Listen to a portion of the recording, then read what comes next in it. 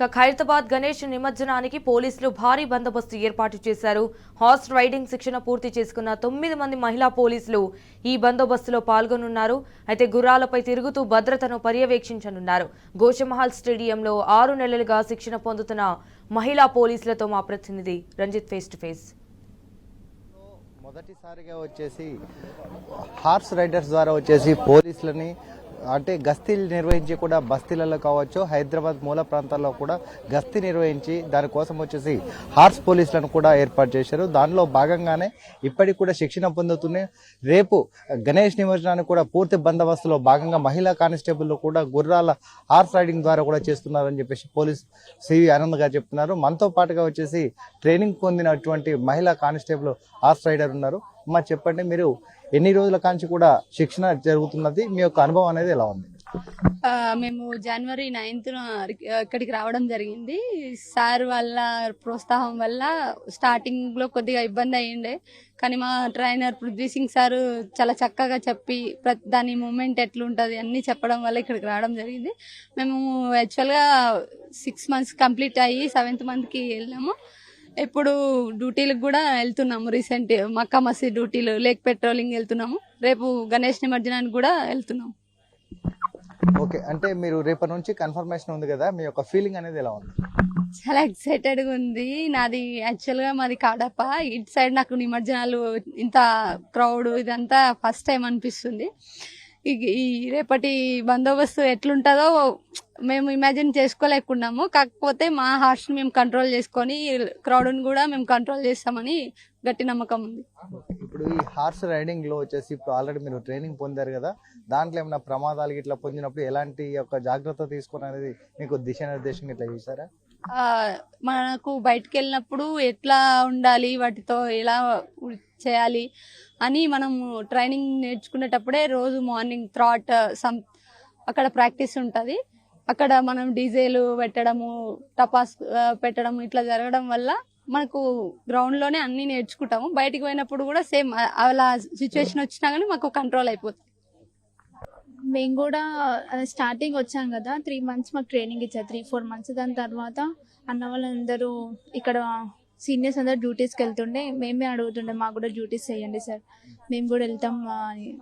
బయటికి వెళ్తే ప్రౌడ్గానే ఫీల్ ఉంటుండే, అందరు చూస్తుండే ఏంది ఉమెన్ పీసెస్ కూడా డ్యూటీస్ చేస్తున్నారు హార్స్ మీద అని. మాకు చాలా ప్రౌడ్గా ఫీల్ అవుతుంది. హార్స్ రైడింగ్ అనేది ఒక టాస్క్. హార్స్ రైడింగ్ అనేది బలం ప్రదర్శించాలా, టెక్నిక్ ప్రదర్శించాలా? బలం కంటే టెక్నిక్ ప్రదర్శించాలి. అంటే వాటికి కొన్ని సిగ్నల్స్ ఉంటాయి. మనం ఎట్లయితే నేర్చుకుంటామో అవి కూడా నేర్చుకునే ఉంటాయి. అన్ని ట్రాట్, కెంటర్ సిగ్నల్ ద్వారా అవి రన్ అవుతాయి, మాటల ద్వారా సిగ్నల్ ద్వారా అవి వెళ్తాయి. డ్యూటీ చేసి అక్కడ ఎట్లాంటి ఇబ్బందులైనా మేము ఎదుర్కోవాలి, సాఫీగా మా డ్యూటీ కంప్లీట్ చేయాలని మనస్ఫూర్తిగా కోరుకుంటున్నాము. దానికి మేము అందరం చాలా రెడీగా ఉన్నాము, ఎక్సైట్మెంట్ తో కూడా ఉన్నాము. ఫస్ట్ టైం అంత క్రౌడ్ లో మేము డ్యూటీ చేయబోతున్నాము. ఇదే మాకు అంత క్రౌడ్ లో ఫస్ట్ డ్యూటీ. గణేష్ ఉత్సవాలంటే చిన్న విషయం కాదు, చాలా పబ్లిక్ ఉంటారు. ఇంకా అందులో మా హార్స్ ని మా మాటలతో కంట్రోల్ చేసుకుంటూ మేము దానికి చెప్తూ ఇంకా అంత మందిలో మేము హార్స్ పైన కూర్చోవడం అంటే చిన్న విషయం కాదు. చాలా ఎక్సైట్మెంట్ తో చాలా హ్యాపీగా ఉన్నాము, చాలా వెయిటింగ్ లో ఉన్నాం, వెళ్ళడానికి చాలా రెడీగా ఉన్నాం. మీరు ఫస్ట్ రిక్రూట్మెంట్ పోలీస్ అయినప్పుడు అంటే కానిస్టేబుల్ గా రిక్రూట్ అయిన తర్వాత ఇక్కడ హార్స్ రైడింగ్ లో వచ్చేసి ఈ విధమైన ట్రైనింగ్ కి రావాలనేది మీకు ఇండికేషన్స్ ఇచ్చారు. అప్పుడు మీ యొక్క ఫీలింగ్ ఏంటి? ఇప్పుడు ట్రైనింగ్ అయిన తర్వాత మీరు రెడీ అయిన తర్వాత మీ ఫీలింగ్ ఏంటి? ఫస్ట్ అందరూ మా కొలీగ్స్ కానీ ఇంట్లో వాళ్ళు కానీ వద్దన్నారు. మేము కూడా కొంచెం భయపడ్డాము, ఎందుకు అందరు వద్దని చెప్తున్నారు, మేము చేయగలుగుతామా అనే ఒక డౌట్ ఉండే.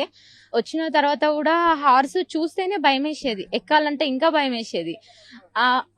మా కొలీగ్స్ అన్న వాళ్ళందరూ ఈజీగా ఎక్కుతుండే, మాకు చూస్తే చాలా భయం వేసేది.